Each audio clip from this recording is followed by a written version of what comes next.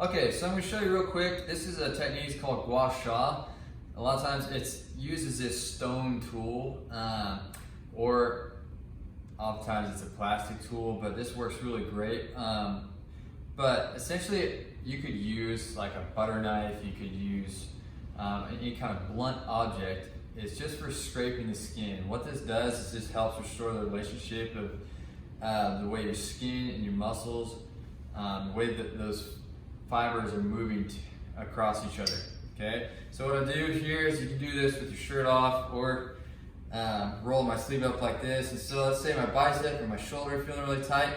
You can use some lotion. If your skin feels good enough, you can just be scraping like this. Okay, you want to scrape along the line of the muscle. Okay, so I know my muscle kind of goes up and down here. I know this muscle goes across here, so I'm gonna follow the line of the muscle. If I find any grit in there, it feels like kind of bumpy, then I want to kind of focus on that. But also, what's cool about this is the color of your skin will reveal any spots that you need to focus on, because more blood flow is going to show up there. It's going to go to that spot, and so it'll turn red or a little bit darker color for you as you're doing this. And so you just do this for 1 minute max, because you don't want to do this for too long, because you can start to bruise yourself if you do it for too long. But what this does is going to help you loosen up the entire area. But work downstream, work down your arm, find any spots. If you're hurt up here, it could also be from tension down here, so you got to hit both areas,